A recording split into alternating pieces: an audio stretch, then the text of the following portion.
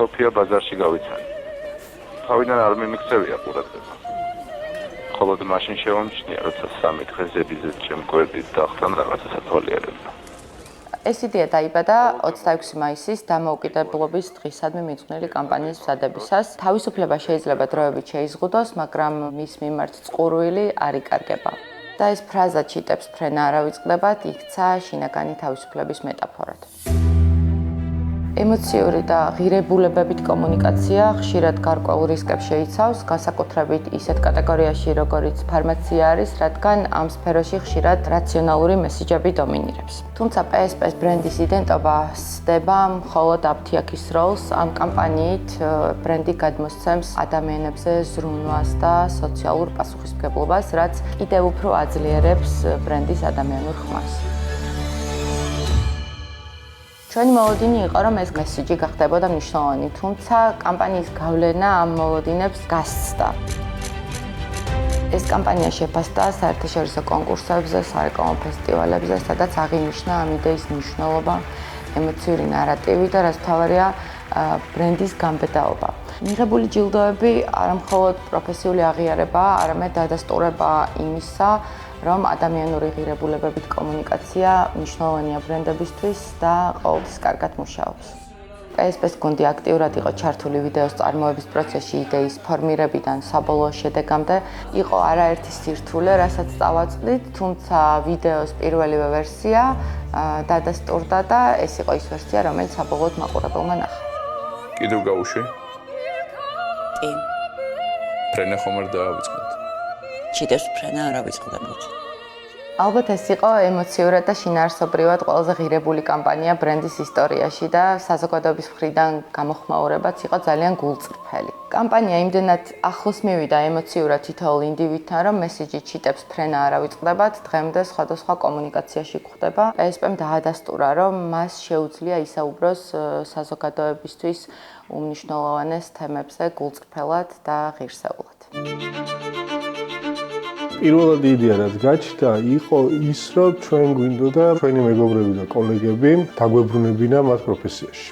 ანუ ის ადამიანები, რომლებსაც თავისუფლება აქვს შეზღუდული და არიან ესე ვთქვათ სინდისის პატიმრები, მაგალითად გიორგი ოკმალაშვილი დაბრუნებული იყო რეჟისურაში და ანდრო ჭიჭინაძე დაბრუნებული იყო სამსახიობო საქმეში. შენარზე ფიქრის პროცესში დავიწყეთ ფიქრი, რა სიმბოლოებით შეგვიძლია გამოვხატოთ ის თუ რა არის ადამიანი, რომელსაც თავისუფლება შეზღუდული აქვს და აქ ერთ-ერთი მიმართულება გაჩნდა ზუსტად ჩიტები, რომლებიც გალიაში არიან, იმიტომ რომ პირდაპირ მეტაფორა იყო იმ ადამიანების რომლებსაც უყვართ ფრენა და ვერ დაფრინავენ, იმიტომ რომ ის ადამიანები ჩასვეს გალიაში. ყველაზე რთული იყო ამ ვიდეოზე მუშაობის პროცესი თუ როდესმე რამეზე გვიმუშავენ. არ ყავდა ორი მთავარი მოქმედი პირი, რეჟისორი, რომელიც ყველაზე მთავარი არის გადაღებაზე და მთავარი როლის შემსრულებელი. ვიყავით დამოკიდებული იმაზე, ფოსტა რამდენად სწრაფად მიიტანდა და რამდენად სწრაფად შევიდოდა ციხეში წერილი ოკმელასთან, მე ის რამდენად სწრაფად დახატავდა კადრირებას, ტექსტს, თავის ხედვას, მე ის წერილი მოდიოდა ჩვენთან.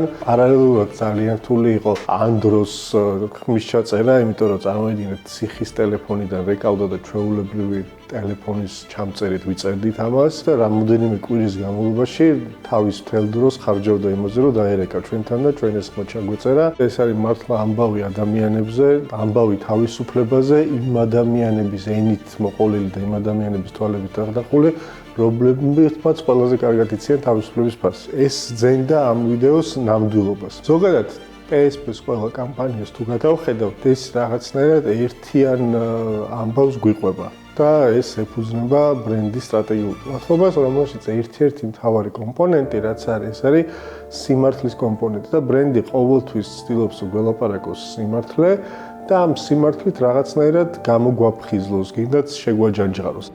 მორჩა. კიდევ ერთი წრე მზის გარშემო. კიდევ ერთი ახალი წელი.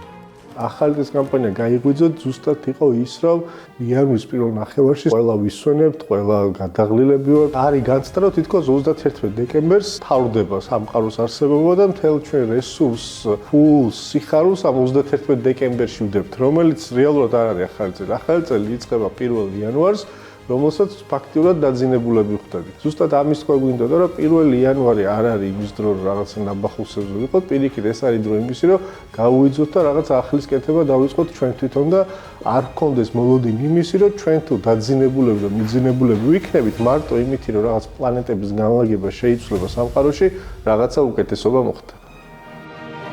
მართლა გაიღვიძეთ.